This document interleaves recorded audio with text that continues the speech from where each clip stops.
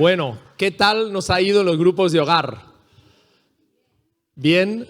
¿Sí? ¿Hemos arrancado con ganas o hay algunos que todavía están ahí, ahí que les cuesta un poco? Bueno, ayer cuando vine aquí a la oficina para atender varios asuntos, sí me di cuenta que los hombres, ¿cuántos hombres hay aquí? A ver, levanten la mano. Los hombres han arrancado a medio gas. Y esto no puede ser, varones valientes, no puede ser. Hay que arrancar metiendo la directa, a toda, ¿verdad? Con el Señor. Así que bueno, quiero animarles a los hombres, ¿vale? A que formen parte, es aquí atrás, en la sala 3, a las 5 de la tarde, todos los sábados, ¿verdad? Y queremos ser hombres que lideran espiritualmente también, que dan ejemplo, ¿verdad? Y que guían, como hemos oído antes, a su familia en la verdad. Bueno, desde el domingo 4 de septiembre hemos comenzado a enseñar de una forma expositiva la carta a los Efesios. Como les dije en su día, es una carta de altos vuelos, ¿no? Es una carta donde Pablo no combate problemas doctrinales, Pablo tampoco combate desórdenes morales en la iglesia, como por ejemplo en el caso de Corinto, sino que Pablo en la oración profunda, él lo que tiene es una visión clara de la iglesia, lo que es la iglesia, y también una visión muy clara de lo que es un creyente, un hijo de Dios que vive una vida completamente transformada. Esas dos cosas tiene claras. Y Pablo, guiado por el Espíritu Santo, nos hace ver esas realidades. Entonces, es una carta, como digo, de altos vuelos que nos da una perspectiva celestial de la iglesia, que está compuesta por hombres como tú y como yo, que luchan con el pecado, que luchan con los fallos, que luchan con los errores. Todavía estamos en restauración, pero sin embargo, cómo Dios nos ve, cómo Dios ve la iglesia, ¿no? La labor de la iglesia, el propósito de la iglesia, la función de la iglesia y la misión de la iglesia. Yo espero que todos los que estamos aquí hayáis leído de corrido esta epístola, dura como mucho 10 minutos, que la hayas leído varias veces, para que realmente puedas aprovechar estas predicaciones, que hayas traído un cuaderno para tomar notas también, porque el título que le hemos dado, ¿verdad? ¿Qué dice aquí? Ricos en Cristo. ¿Lo podemos decir todos fuerte? Ricos en Cristo. Otra vez. Ricos en Cristo. Bien. Entonces decíamos, hermanos, que Dios quiere que a través de su palabra podamos dejar de vivir en la pobreza espiritual, que dejemos de vivir en la inmadurez espiritual, y que dejemos de vivir en la ignorancia espiritual. Evidentemente, hermanos, tenemos un llamado y hemos estado clamando por la sociedad que nos rodea. Y hemos visto uno de los problemas que más le preocupa a la gente, el bullying, ¿no?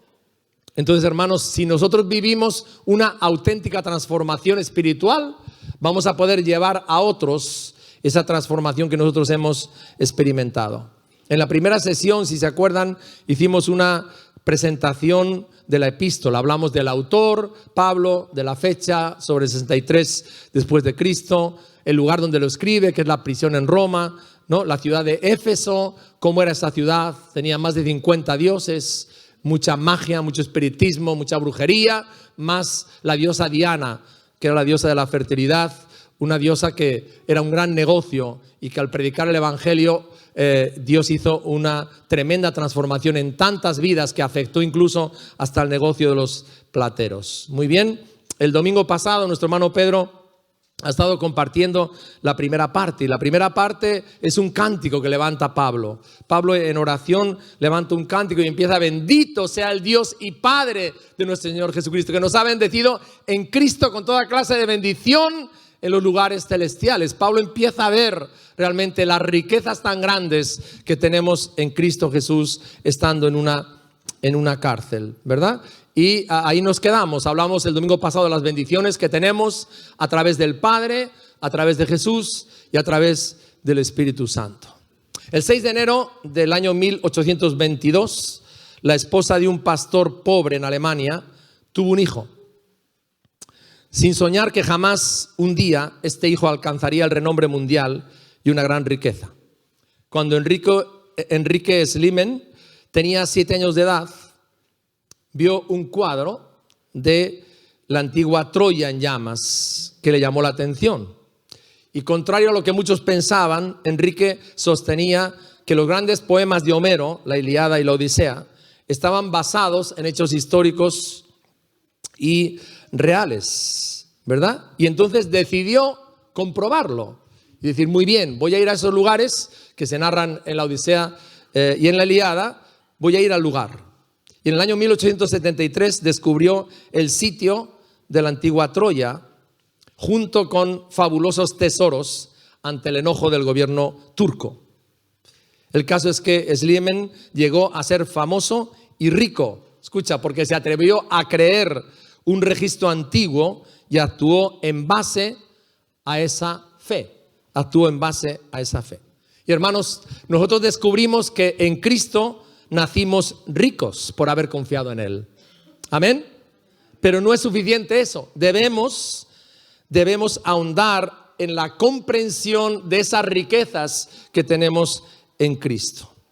Hay demasiados creyentes, escúchame bien esto, que nunca han mirado su libreta bancaria para descubrir la vasta riqueza espiritual que Dios ha depositado en la cuenta que tienen abierta a través de Jesucristo. No lo han mirado, ¿verdad?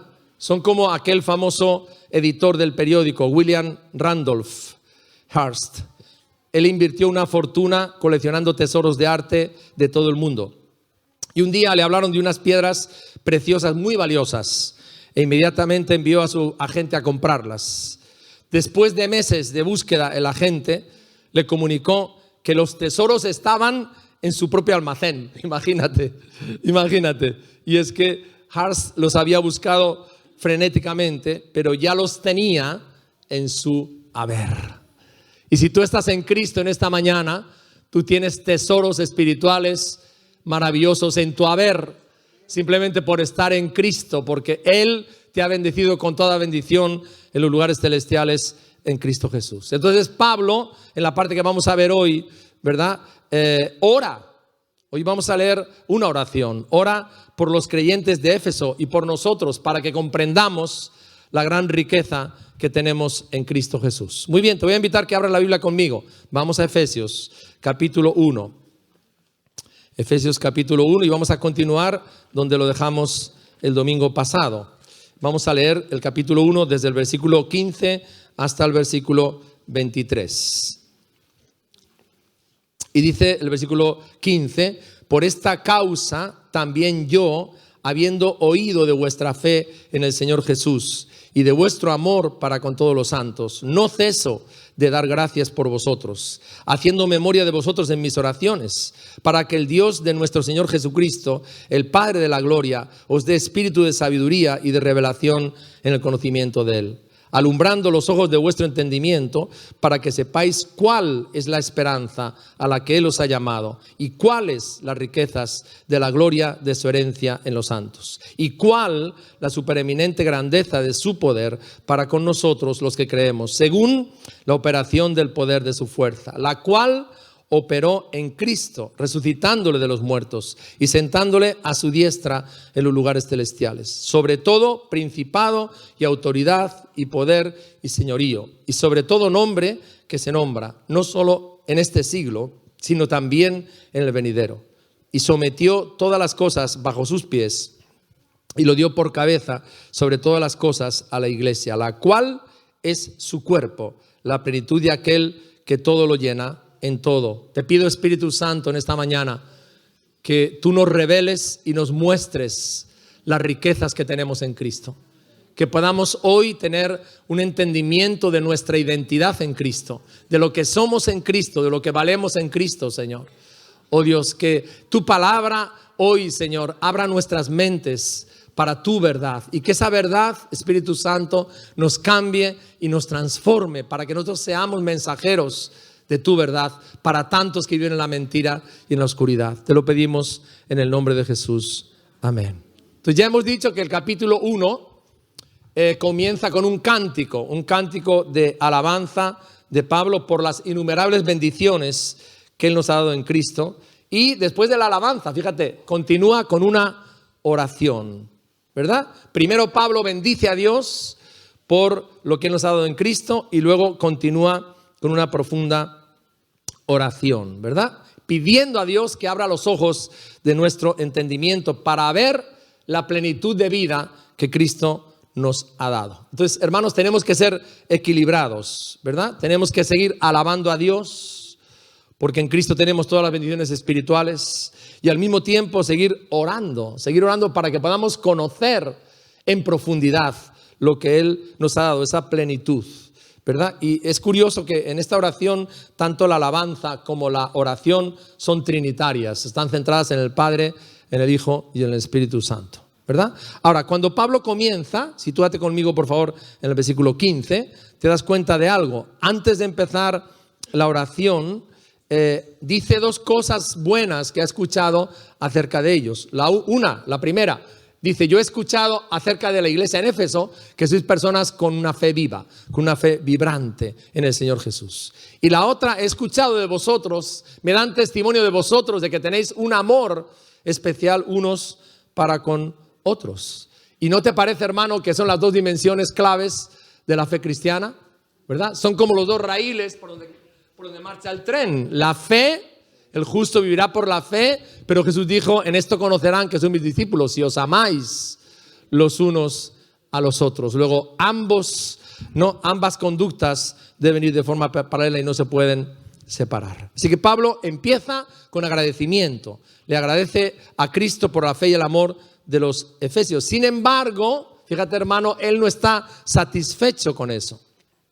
Él no está satisfecho, ¿verdad? ¿Y cuál es el pedido de Pablo? ¿Qué le pide Pablo a estos creyentes? Recuerda que Pablo estuvo 3 años, de día y de noche, hablando con cada uno, amonestándole, reuniéndose en las casas, en el lugar que alquilaba. Estuvo día y noche trabajando con ellos. ¿Por qué? Porque Pablo realmente quería ver en sus vidas un cambio, una transformación, un crecimiento. Y ahí viene su pedido, ¿verdad? Que pudieran comprender lo más posible las consecuencias de esas bendiciones que habían recibido. Ahora, fíjate una cosa, no lo pases esto por alto. Crecer en conocimiento es indispensable para que tú crezcas en santidad. Y por eso nuestra insistencia siempre en que leamos la palabra, que la palabra de Dios sea central en nuestros hogares. Si nosotros no conocemos a Jesús, si no tenemos intimidad con Él, si no conocemos su palabra, ¿verdad? Evidentemente no vamos a vivir en santidad, vamos a vivir de otra forma, de otra manera, con las viejas cosas, con las viejas mañas. Entonces Pablo llega aquí a un punto: ¿cómo podemos experimentar un conocimiento, una intimidad con Jesús que nos transforme, que nos cambie, que haga en nosotros todo lo que Dios quiere hacer a través de la iluminación del Espíritu Santo? Y por esa razón, ora por ellos. Si tú lees las cartas de Pablo, te vas a dar cuenta que Pablo hace 4 oraciones en la cárcel, ¿verdad? 2 de esas oraciones están aquí en Efesios, la otra está en Filipenses y la otra está en Colosenses. Bien, ahora, curiosamente, estando Pablo en la cárcel, yo estoy casi seguro, porque la mayor parte de los que formaban la iglesia primitiva eran esclavos, casi seguro que los que iban a oír esas cartas eran gente con necesidades físicas. Quizás no tenían trabajo, estaban con unos ingresos muy bajos, necesitaban un montón de cosas materiales. Pero asómbrate que lo curioso de estas oraciones es que Pablo en ninguna de ellas le pide a Dios cosas materiales para los creyentes. Y quiero que te pares. Cuando tú oras, ¿cuál es lo más importante que tú le pides a Dios? ¿Cuál es tu lista? ¿Qué es lo que realmente te impulsa a orar? ¿El dinero, el trabajo, las comodidades materiales? ¿Que Dios te dé todo eso? ¿O realmente para ti lo importante es lo eterno, verdad? ¿Por qué oras? Pablo no pide, repito, en ninguna de las 4 oraciones provisiones materiales, sino que el énfasis de Pablo está en que ellos experimenten un cambio, una transformación y conozcan toda la plenitud de Cristo en sus vidas y que Él les revele lo que tiene para ellos. Entonces, antes de ver estas 4 peticiones, vamos a ver la oración de Pablo en 4 peticiones. Es una oración por iluminación, como has visto ahí en el título, ¿verdad? Pablo pide que sean iluminados. Tenemos que tener en cuenta 2 cosas en cuanto a este proceso del Espíritu Santo en nuestras vidas. Primero es que la iluminación viene del Espíritu Santo. El Espíritu Santo es un espíritu de sabiduría y de revelación. Y quiero que lo leamos juntos en Juan 14. No todos los versículos van a estar ahí en la pantalla. Juan 14, cuando Jesús habla de la obra que el Espíritu Santo hace en cada uno de los creyentes. Fíjate, Juan 14, 26 dice lo siguiente aquí Jesús. Mas el Consolador, el Espíritu Santo, a quien el Padre enviará en mi nombre, Él os enseñará todas las cosas y os recordará todo lo que yo os he dicho. Bien, ahora en el capítulo 16 Jesús les explica más acerca de la obra del Espíritu Santo. Y dice el capítulo 16 de Juan, versículo 12 al 15, aún tengo muchas cosas que deciros, pero ahora no las podéis sobrellevar. Pero cuando venga el Espíritu de verdad, Él os guiará a toda la verdad, porque no hablará por su propia cuenta, sino que hablará todo lo que oyere y os hará saber las cosas que habrán de venir. Él me glorificará, porque tomará de lo mío y os lo hará saber. Todo lo que tiene el Padre es mío. Por eso dije que tomará de lo mío y os lo hará saber. Luego la iluminación en nuestras vidas, para que realmente podamos conocer lo que Cristo nos ha depositado, sus bendiciones, viene a través de la persona del Espíritu Santo. ¿Cómo está tu relación con el Espíritu Santo? ¿Para ti realmente es una persona? ¿O ni te acuerdas de Él? ¿O es como si fuera una energía? ¿Verdad? El Espíritu Santo es la tercera persona de la Trinidad. El Espíritu Santo es especial. El Espíritu Santo es tan querido, ¿verdad? Y tan caballero y tan respetuoso con nosotros.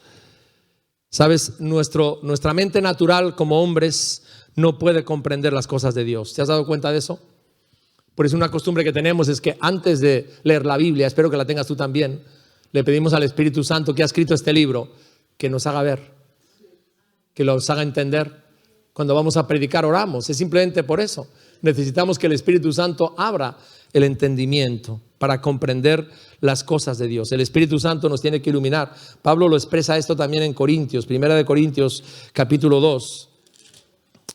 Está hablando acerca de la obra del Espíritu Santo, 1 Corintios 2:10, y dice así: pero Dios nos las reveló a nosotros por el Espíritu, porque el Espíritu todo lo escudriña, aún lo profundo de Dios. Y dice el versículo 14 también: pero el hombre natural no percibe las cosas que son del Espíritu de Dios, porque para él son locura y no las puede entender porque se han de discernir espiritualmente. Y creo que cada uno de vosotros ha pasado esto, ¿verdad? Cuando uno no ha entregado su vida a Cristo, cuando uno no se ha convertido, oye, pero no entiende. No entiende. Yo recuerdo la noche de la conversión. Fue la primera vez en mi vida, después de tener tanta religiosidad y estar estudiando teología, donde el Espíritu Santo me hizo ver algo que nunca jamás había visto en toda mi vida, que era pecador.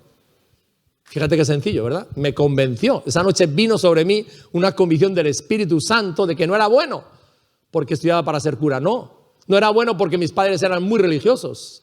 No era bueno porque no robaba, porque no mataba, porque no hacía mal a nadie. No, era un pecador y estaba perdido completamente. Y esa convicción solamente lo puede traer el Espíritu Santo a nuestra vida. El Espíritu Santo nos revela la verdad de la palabra y la sabiduría para aplicarla, y nos da el poder. Pablo lo ha leído antes. El Espíritu Santo nos da el poder para aplicar la palabra. En segundo lugar, fíjate, esta iluminación, ¿dónde va? Va al corazón del creyente. El versículo 18 dice: los ojos de vuestro corazón sean alumbrados. El corazón no es el músculo que bombea la sangre. Aquí se está refiriendo a nuestro hombre interior. Se refiere a las emociones, la mente y la voluntad. Es decir, el hombre interior tiene también facultades paralelas a los sentidos físicos. El hombre interior ve, el hombre interior gusta, huele, toca, palpa y oye, ¿no? Entonces los sentidos del corazón de nuestro ser interior tienen que estar abiertos, y el único que puede abrirles es el Espíritu de Dios.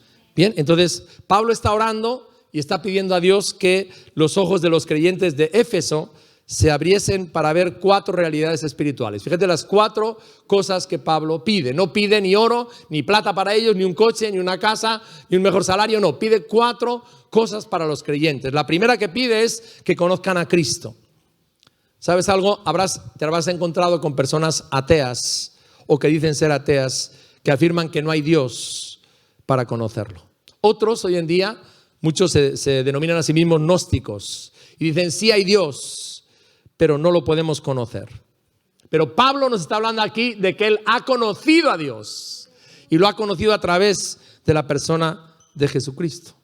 Ahora, muchas veces el hombre tiene una ignorancia voluntaria respecto de Dios, menos cuando estamos en pruebas y en dificultades, y entonces ahí sí, ay Dios mío, ¿verdad? En el hospital mirando para el techo, ay Dios mío. Pero el ser humano muchas veces es supremamente orgulloso, ¿verdad? Y se niega a no conocer a Dios. Ahora, yo quiero decirte cuáles son las consecuencias. Fíjate, en Romanos capítulo 1 nos dice que el no conocer a Dios lleva a la humanidad a la corrupción. ¿Cómo te explicas tú que podamos vivir en una sociedad donde hay tanto avance tecnológico, un progreso tecnológico tan importante, y sin embargo todos los países están corroídos por la corrupción? ¿Sí o no? Pon el noticiero y verás. Tenemos avances tecnológicos, médicos impresionantes. Sin embargo, todos los países tienen el mismo cáncer, ¿verdad? Que ha permeabilizado todas las instituciones, la corrupción. Pero es que la palabra de Dios ya lo dice: cuando el hombre no quiere conocer a Dios, se corrompe. Fijaros, hay dos etapas que Pablo marca aquí. La primera es de la ignorancia voluntaria, se pasa a la idolatría y se sustituye la verdad de Dios por la mentira. Y de la idolatría se pasa a la inmoralidad y a la perversión sexual. Ahora, dime si no te suena eso. Dime si no te suena, ¿verdad? El hombre europeo ha adoptado el secularismo, que es quitar a Dios del medio. Dios no me hace falta, no lo necesito y me pongo yo. Yo digo lo que es bueno y digo lo que es malo. Pero fijaros, ¿dónde comienza este estado? Comienza en una falta de disposición a conocer a Dios como creador, como sustentador, como gobernador, como salvador y como juez. Entonces, la palabra de Dios, hermanos, Pablo nos dice aquí que nosotros, hermanos, debemos de crecer en el conocimiento de Dios. ¿Por qué? Porque conocer a Dios nos trae salvación. En el capítulo 17 de Juan, cuando Jesús ora por nosotros, por la iglesia, antes de ir a la cruz, en el versículo 3, Juan 17:3 dice: esta es la vida eterna, que te conozcan a ti, el único Dios verdadero, y a Jesucristo, a quien has enviado. Déjame que te lo diga de otra forma. El hombre, la mujer, el joven, el adolescente no puede tener una vida plena y verdadera y completa si no conoce a Jesús.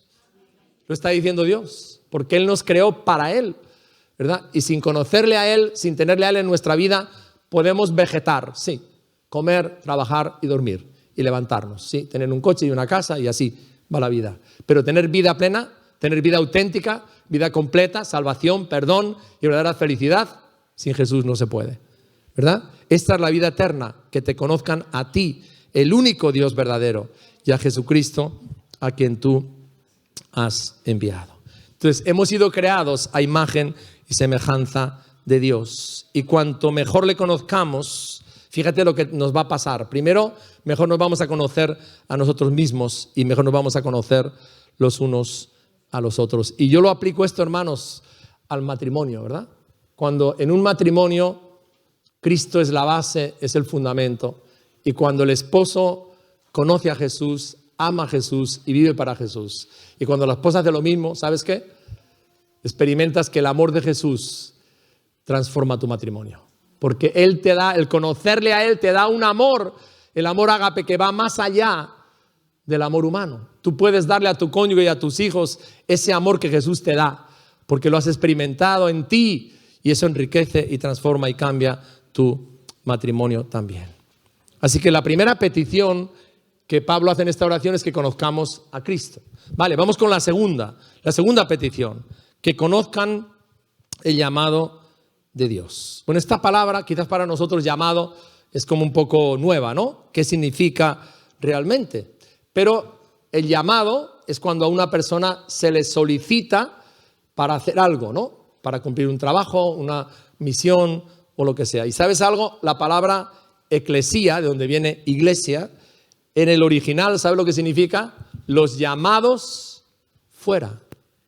O sea que la iglesia está formada por personas que vivían sin Cristo, sin Dios, ajenos a Él. Así vivíamos, perdidos, extraviados, y Cristo nos encontró y nos llamó y nos sacó a una vida transformada. Porque confesamos a Jesucristo como el Hijo de Dios. Eso es la iglesia, hermano, no es un edificio, ¿verdad? No son otras cosas, son personas que han experimentado un llamado y dejándolo todo, dice el Evangelio, ¿verdad? Siguieron a Jesús. La iglesia, hermano, no es un conjunto de personas que conocen una forma religiosa de vivir y digamos, conocer a Cristo no ha supuesto nada para ellos, siguen en las mismas, ¿verdad? Porque llamados fuera quiere decir que hemos abandonado el pecado, hemos abandonado el mundo, hemos abandonado una forma de pensar, un estilo de vida, lo hemos abandonado y ahora hemos entrado en una nueva dimensión, en el reino de Dios, y ahí Cristo es nuestro Rey, a Él le servimos, le obedecemos y formamos la iglesia. Hay varios versículos que yo quiero que leamos, que están aquí en la pantalla. Fijaros cómo lo dice Pedro: mas vosotros sois linaje escogido, real sacerdocio, nación santa, pueblo adquirido por Dios, para que anunciéis las virtudes de aquel que os llamó de las tinieblas a su luz. ¿Qué son las tinieblas? Es una vida sin Dios. Una vida sin Dios es una vida sin luz. Y si tú pretendes caminar en un sitio donde no hay luz, ¿qué te va a pasar? Te vas a caer, te vas a tropezar. Ahí estábamos nosotros, en las tinieblas, en la oscuridad espiritual. Y de ahí Cristo nos sacó y nos rescató y nos llevó a su luz. Quiere decir una vida con sentido, una vida con propósito, una vida de perdón y una vida de paz. Pasa a la siguiente, por favor.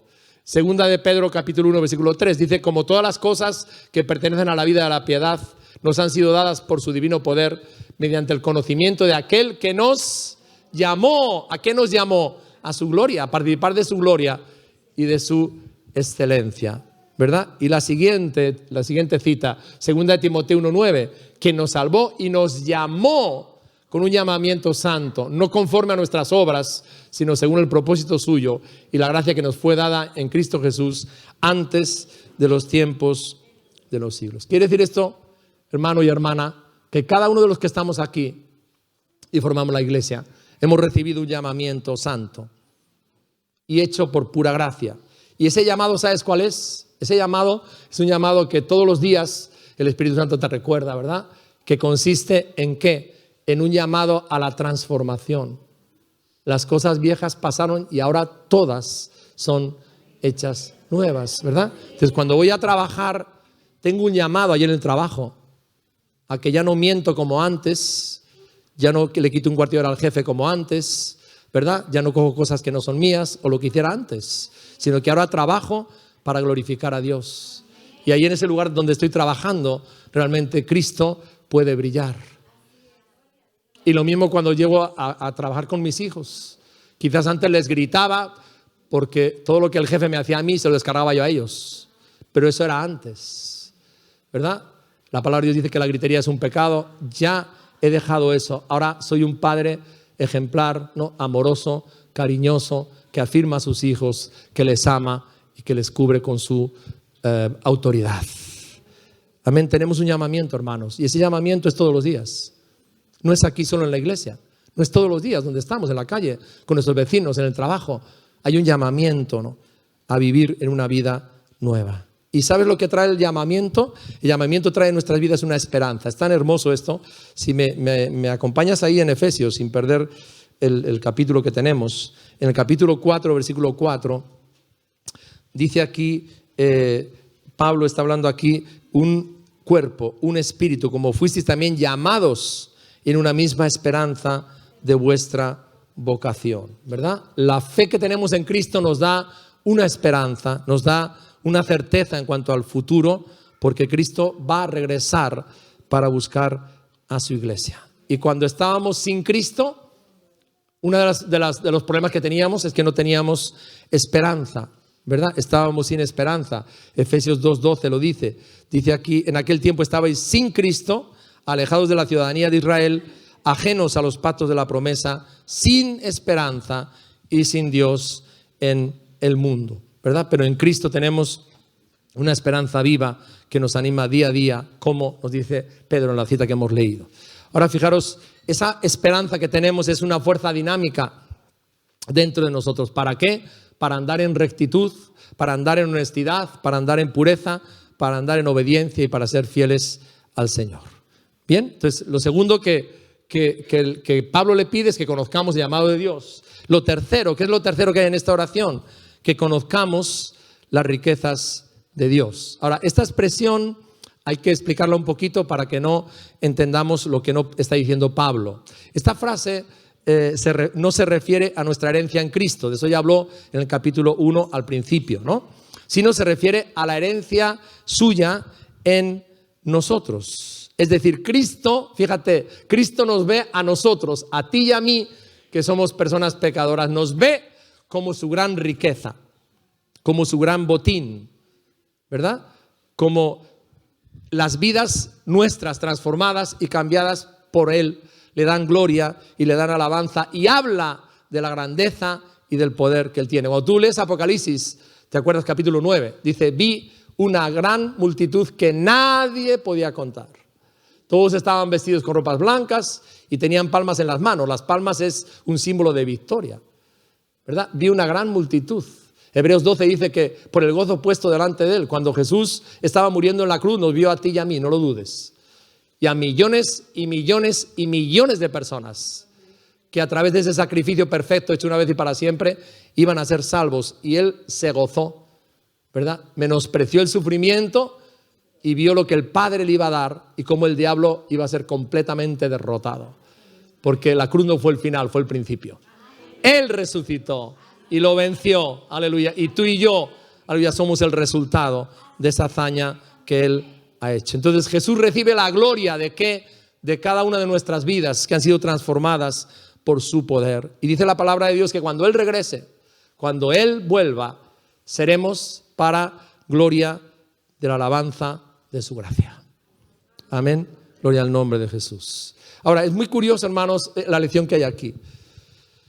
Normalmente todos nosotros al convertirnos tenemos momentos de lucha grande con nuestros fallos, con nuestros errores. Yo a veces pienso en Pablo, ¿no? Pablo, cuando se acordara de que él asesinó personas, secuestró a otros, dejó mujeres viudas, dejó padres sin hijos. Cuando le viniera todo ese recuerdo de su pasado, él tenía un pasado terrible. Era un asesino y dice que lo hacía para defender la causa de Dios. Y el diablo muchas veces quiere que tú vivas en función de tu pasado y te recuerda los errores. Acuérdate que él es el acusador de nuestros hermanos, que les acusa de día y de noche. Pero lo que Dios nos muestra aquí, hermanos, es esto. Dios te ve en la proyección de tu futuro, no en base a tu pasado. Y quiero ponerte dos ejemplos para que me entiendas esto. ¿Te acuerdas Gedeón? Estaba ahí escondido en una cueva, acribando el trigo, el poco trigo que tenía, por miedo a los madianitas, ¿verdad? Dándose un banquete de lástima. Y cuando el ángel se le aparece, dice, bueno, ¿qué me vas a decir, verdad? Si no tenemos cosecha, nos quitan las uvas, nos quitan el aceite, nos dejan sin comer estos madianitas, y esto es un asco, Señor. Y el ángel como que no le oye, le dice, Gedeón, vete tú con esta tu fuerza y derrotarás a los madianitas. Gedeón en el pasado, en el fracaso, y el ángel de Dios diciéndole, no, Gedeón, yo te he hecho un hombre nuevo, un hombre poderoso para hacer lo que yo te he mandado. Y bueno, el resultado lo sabemos. Pedro, ¿verdad? Pedro era otro caso igual. Pedro estaba pescando aquel día y menudo fracaso. No habían pescado nada. Y a pleno día, primero Jesús le pide la barca como altavoz para predicar a la gente. Y después le dice, a las 12 de la mañana, donde todos los peces están durmiendo abajo del lago, le dice, echa la red allá, ¿verdad? Y dice que cogió tantos peces, hasta los contó, no se lo olvidó jamás en su vida, tantos peces que la barca reventaba. Y cuando llegó a tierra, lo único que hizo fue esto, ¿verdad? Llegó a los pies de Jesús, se postró y le dijo, apártate de mí, que soy un hombre pecador. Pero Jesús no se quedó ahí. Jesús, ¿qué le dijo a Pedro? Pedro, tú te llamas Simón, que significa un junco, una persona inestable, una persona que no tiene consistencia, pero yo te voy a cambiar en una roca sólida. Y hermanos, Jesús se enfocó en Pedro, ¿en quién? No en su pasado, sino en su futuro. A lo mejor tú estás aquí en esta mañana y dices, si yo no hubiera cometido ese error en mi vida que cometí, si no me hubiera pasado eso, y le das 40,000 vueltas y a lo mejor en las noches con lágrimas le dejas que el enemigo te atormente. Yo te digo en esta mañana, en el nombre de Jesús, sal de ahí. Sal de ahí. Si tú le has confesado tus pecados a Cristo, si no hay ningún pecado oculto, Cristo te ha perdonado todos tus pecados. Porque Él es fiel en lo que dice, Él no miente. Si confesamos nuestros pecados, Él es fiel y justo para perdonar nuestros pecados y limpiarnos de toda maldad y de toda culpa. Entonces, hermano, ¿cuál es el reto en esta mañana? ¿Cuál es la oración de Pablo? ¿Cuál es la oración del Señor por ti? Que te centres en tu futuro en Cristo. Que descubras las riquezas que tienes en Él, lo que Él ha hecho por ti, que tú eres un poema, eres una obra de gracia de Él, de Jesús. Y que puedas caminar en su propósito y en su plan. O quizás estás pasando un momento de prueba, no tienes trabajo, estás pasándolo mal y el enemigo te hace volver atrás. No, tenemos que ir hacia adelante, gloria al nombre de Jesús, porque Dios nos mira, Dios nos trata y Dios nos considera así, gloria al nombre de Jesús. ¿Sabe lo que Jesús oró antes de ir a la cruz? Otro versículo bien importante, está en Juan 17:24. Juan 17:24, vamos a leerlo. Está Jesús aquí orando por todos los que íbamos a venir a conocerle después. Y dice este versículo: Padre, aquellos que me has dado, quiero que donde yo estoy, también estos estén conmigo, para que vean mi gloria que me has dado, porque me has amado desde antes de la fundación del mundo. ¿Sabes algo? Esta oración es contestada, porque las oraciones de Jesús son contestadas, ¿verdad? Dice, quiero que donde yo estoy, ellos también estén conmigo. Cristo será glorificado en nosotros. Colosenses capítulo 3, versículo 4. Está aquí Pablo hablando acerca de esto también. Y fíjate lo que Pablo afirma aquí en Colosenses 3, 4. Dice, cuando Cristo vuestra vida se manifieste, entonces vosotros también seréis manifestados con Él en gloria. En Cristo tenemos un futuro. Tú tienes que centrarte en Cristo y en el futuro que tienes. El Salmo 23 que dijo David, ciertamente el bien y la misericordia me seguirán todos los días de mi vida, y en la casa de Jehová moraré por largos días. La cuarta petición que tiene esta oración, que conozcan la grandeza de su poder. Ahora, fíjate, si el llamamiento de Dios tiene que ver con el principio, ¿no? La herencia de Dios tiene que ver con el final.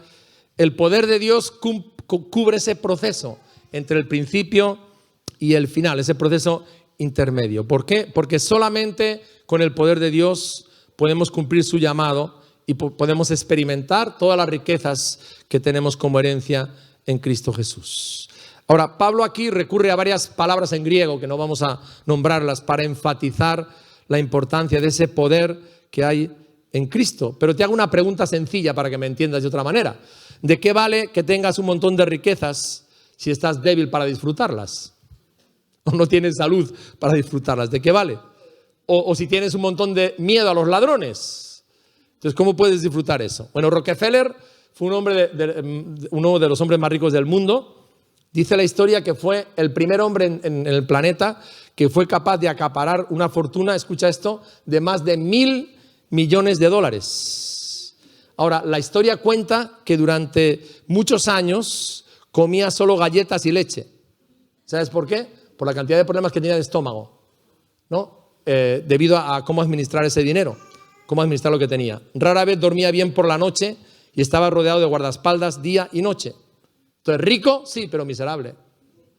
¿Para qué quiero yo $1.000 millones si tengo una vida así? ¿Verdad? ¿Para qué me sirve? ¿Para qué me sirve? Fíjate lo que cuenta la historia. Cuando comenzó a compartir su riqueza con otros necesitados, su salud mejoró considerablemente y vivió hasta llegar a la vejez. Entonces nosotros necesitamos su poder por varias razones. Lo necesitamos, hermanos. La primera razón es porque por naturaleza somos débiles. Jesús, ¿sabes cómo le explicó eso? Juan 15, dice que Él es la vid. La vid, como sabes, es algo bien robusto. Y nosotros somos los pámpanos, así como este dedo de frágiles, ¿no? Él dijo, yo soy la vid. La vid es impresionante, la fortaleza que tiene y las raíces. Pero vosotros sois los sarmientitos esos, que haces así y se casca, ¿verdad? Somos débiles, ¿no? Somos débiles para apreciar esa riqueza y para apropiarnos de ella y para usarla como deberíamos. Sin embargo, el poder de Dios, hermano, hermana, nos capacita para usar sus riquezas. Y la segunda razón por la cual necesitamos ese poder es que hay enemigos, recuerda siempre esto, que nos quieren robar nuestra riqueza. Hay enemigos, hay un enemigo espiritual de tu alma, no lo pases por alto, que él no quiere que tú seas fiel al Señor, que permanezcas en los caminos de Dios. Hay un enemigo de nuestros matrimonios y de nuestras familias, para que como familias y como matrimonios no vivamos el plan y el propósito de Dios. Pablo lo describe y lo vamos a ver en el capítulo 6, ¿verdad? Entonces, ten en cuenta una cosa, nosotros no podemos derrotar a esos enemigos espirituales en nuestras propias fuerzas. No podemos, ¿verdad? No podemos. Necesitamos el poder del Espíritu Santo, ¿verdad? Para que aprendamos a usar nuestra riqueza y para que el enemigo no nos prive de la misma. Ahora, hay una pregunta clave aquí en lo que Pablo ora, es cómo llegamos a conocer la inmensa grandeza del poder de Dios, porque Cristo ha hecho tres cosas que demuestran su poder. La primera es que Cristo ha resucitado de los muertos, la segunda es que Cristo se ha sentado a la diestra de Dios en los lugares celestiales y ha puesto todo bajo su dominio. Y la tercera, el tercer hecho es que Dios le ha puesto como cabeza sobre todas las cosas en la iglesia, que es su cuerpo, ¿verdad? Entonces, yo quiero que veamos de una forma resumida estos tres hechos tan importantes de lo que Jesús conquistó, de lo que Jesús logró, porque acuérdate que esa es nuestra herencia. Nosotros participamos con Cristo en lo que Él ha hecho por nosotros. Lo primero es la resurrección de Cristo de los muertos. Cada ser humano muere, ¿verdad? Vamos a morir. Es consecuencia de nuestro pecado, ¿verdad? El hombre no puede, no hay ningún hombre que pueda vencer la muerte, ningún hombre. Sin embargo, Dios ha hecho lo que el hombre no puede hacer, ¿cómo? Levantando a Cristo de la muerte. Cristo no vio corrupción, ¿no? Sino que Dios le dio una vida inmortal, gloriosa y libre que nadie, ningún otro ser humano había experimentado antes. Cristo resucitó. Para mí lo más impactante del viaje a Israel fue cuando fuimos al jardín, ¿no? Y en el jardín te das cuenta de algo, ¿no? De que tú entras en la tumba y la tumba está vacía. Uno va a la abadía de Westminster, que ha estado estos días en las cámaras, ¿verdad? Y ahí ves a los reyes. Aquí está el rey tal, el rey tal, el rey tal. Vas a otro sitio y ves la tumba de Napoleón. Ahí están los huesos de esa persona. Pero lo tremendo de Israel es esto. Tú vas a la tumba donde Jesús estuvo y no hay nadie. Está vacía porque Cristo ha resucitado. Gloria al nombre de Jesús. Lo segundo es la entronización de Cristo sobre el mal. Dice la palabra que después de haber resucitado y ser glorificado, habiendo quitado el dominio a la muerte, Jesús se sentó en los lugares celestiales. Es decir, el Padre no solamente lo resucitó y le glorificó, sino que le dio el lugar más excelso y más supremo en cuanto a la autoridad. Curiosamente, si me acompañas al Salmo 110, Jesús cumplió esta profecía que Dios ya había dado en el Antiguo Testamento acerca de él. En el capítulo de Salmos, capítulo 110, versículo 1, dice así: Jehová dijo a mi Señor, siéntate a mi diestra hasta que ponga a tus enemigos por estrado de tus pies. Es decir, todos los enemigos, incluido la muerte, fueron puestos a los pies de Jesús. Jesús tiene la suprema autoridad sobre todos los seres humanos y espirituales, ángeles y demonios. Y quiero que tengamos esto claro, tenemos una campaña por delante. Y todas las campañas evangelísticas, evidentemente, son tiempos de mucha lucha porque es hacer retroceder al reino de las tinieblas. Pero hermanos, tenemos que tener muy claro, ¿verdad? Muy claro lo que Cristo ha hecho. No solamente Cristo ha resucitado, no solamente ha sido glorificado, sino que el Padre le ha dado el supremo lugar. No hay ningún nombre, ninguna autoridad, ningún espíritu aquí en Bilbao que esté por encima de Jesús. Él es el Señor de señores, el Rey de reyes. Él tiene toda la autoridad y Él nos ha dicho: toda autoridad me ha sido dada en el cielo y en la tierra, por tanto id y predicad el Evangelio, hermanos. ¿Por qué tenemos que predicar el Evangelio? ¿Por qué, hermanos? Porque Cristo tiene toda autoridad. Él tiene toda autoridad y nos ha mandado con toda autoridad. Cuando tú estás testificando y predicando el Evangelio a otra persona y estás en Cristo, ¿verdad? Toda la autoridad del cielo te respalda contra la lucha con el infierno. Porque es un hecho que la palabra de Dios, ¿verdad? Confirma evidentemente. Y eso implica algo muy sencillo. Es que la autoridad delegada que Adán tenía, la perdió por la desobediencia. Pero Cristo, el nuevo hombre, ¿verdad?, la ha recuperado. Cristo ha recuperado esa autoridad, ¿no? Y ya la muerte está destruida y Cristo ha vencido completamente. Quiero que leamos en Hebreos esta verdad tan importante de nuestra fe y tan poderosa, ¿verdad?, para que como iglesia cumplamos la misión que Dios nos ha encomendado aquí donde Él nos ha plantado. Hebreos capítulo 2, versículos 6 al 8. Dice: pero alguien testificó en cierto lugar que es el hombre para que te acuerdes de él, o el hijo del hombre para que le visites. Le hiciste un poco menor que los ángeles, le coronaste de gloria y de honra, le pusiste sobre las obras de tus manos. Todo lo sujetaste debajo de sus pies. Y en el versículo 14 dice: así que por cuanto los hijos participaron de carne y sangre, él también participó de lo mismo para destruir por medio de la muerte al que tenía el imperio de la muerte, esto es, al diablo. Así que son tres hechos que nos dice Pablo aquí. La primera, Cristo resucitó, el primero. El segundo, Cristo ha sido entronizado y Él es la máxima autoridad en el cielo, en la tierra y debajo de la tierra. Y lo tercero que dice aquí Pablo es que Cristo es la cabeza de la iglesia, ¿no? Cristo es la cabeza de la iglesia. Pablo explica aquí cómo esos dos hechos, tanto la resurrección como la entronización, ¿verdad?, tienen una repercusión para la iglesia. Que todas las cosas terrestres y celestiales y todos los seres han sido puestos bajo los pies de Cristo por Dios. Que Cristo es la cabeza, la autoridad suprema sobre todas las cosas, ¿no? Pero al final Pablo nos dice, eso va aún más allá. Aún más allá. ¿Por qué? Porque le dio como cabeza de todas las cosas a la iglesia. Es decir, todo el universo y la iglesia, ¿verdad?, tienen la misma cabeza, que es Jesucristo. Pablo usa una frase aquí que nos puede parecer un poco enrevesada, pero él dice: la plenitud de aquel que todo lo llena en todo. Es decir, Cristo es la gloria de Dios que llena la iglesia con su espíritu. Cristo llena la iglesia como llena el universo. Por tanto, la iglesia es su cuerpo y es su plenitud. ¿Qué les parece, hermanos?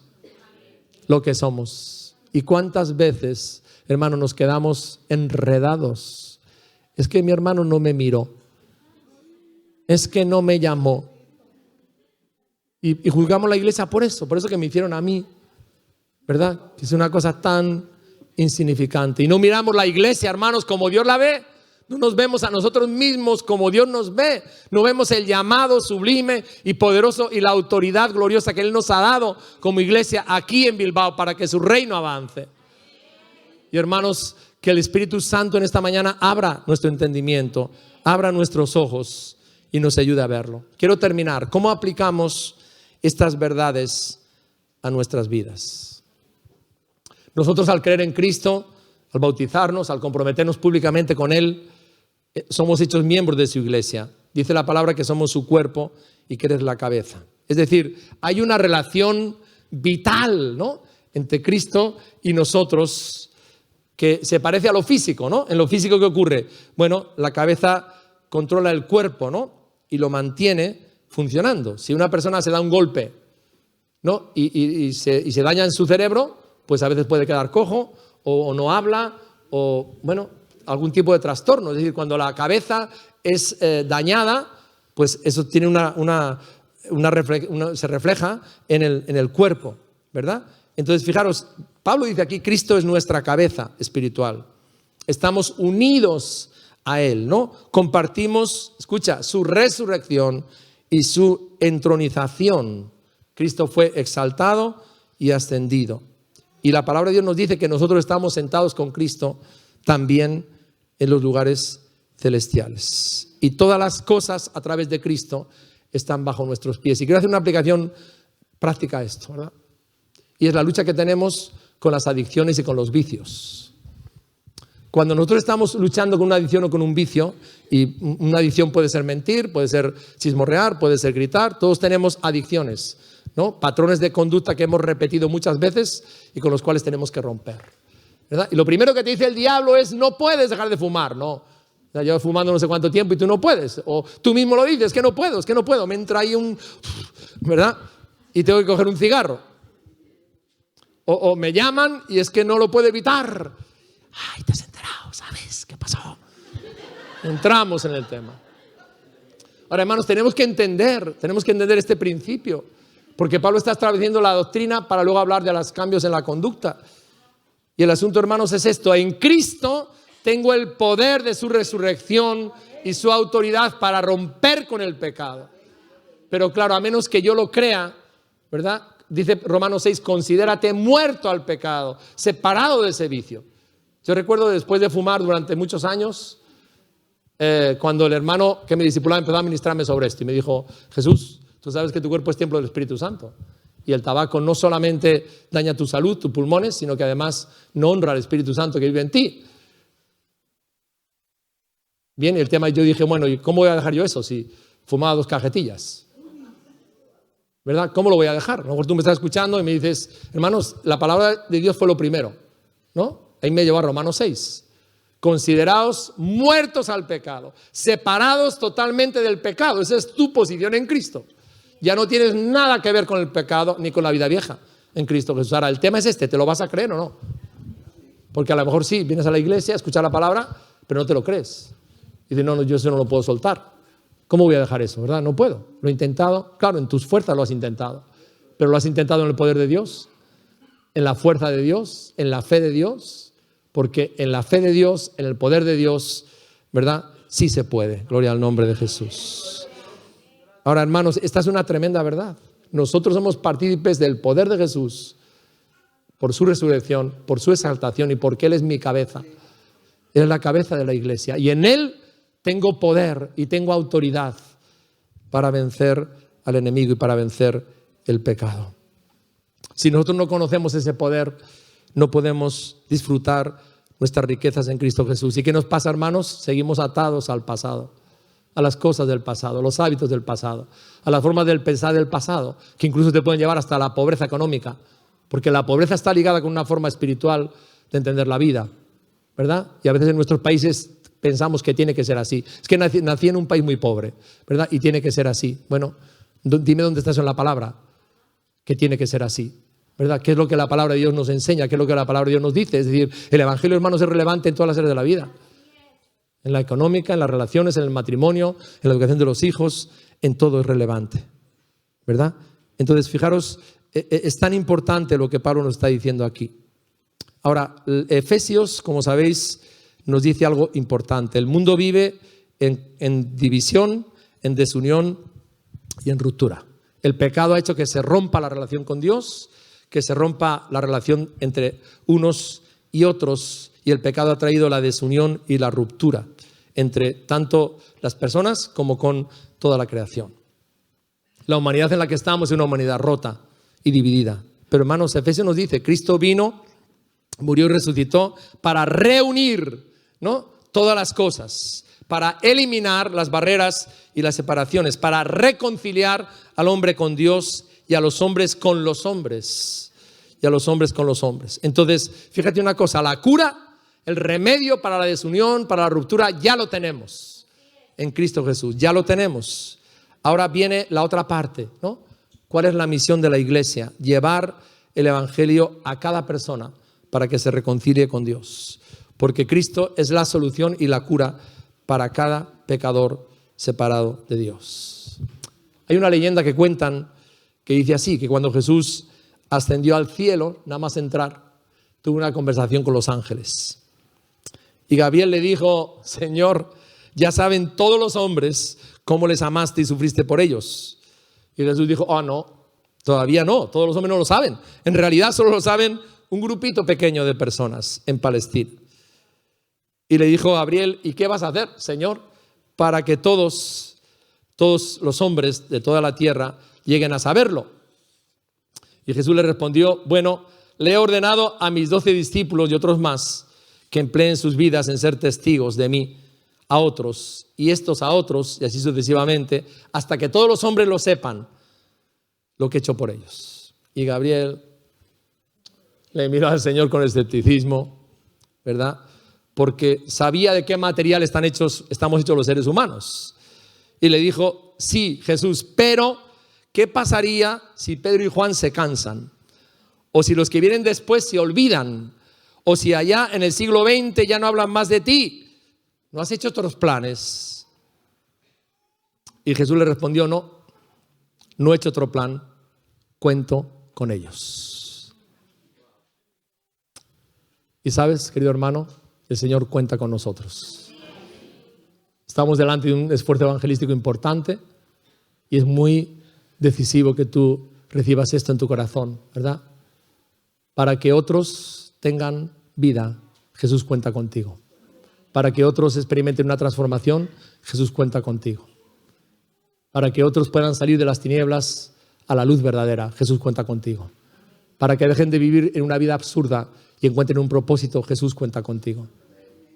Él cuenta con nosotros. Él nos ha dejado un mandato, una orden, ¿verdad? Y Él cree que nosotros vamos a ser obedientes para cumplirlo y para llevarlo adelante. Que cada hombre y cada mujer de Vizcaya sepa que Cristo ha muerto por él o ha muerto por ella.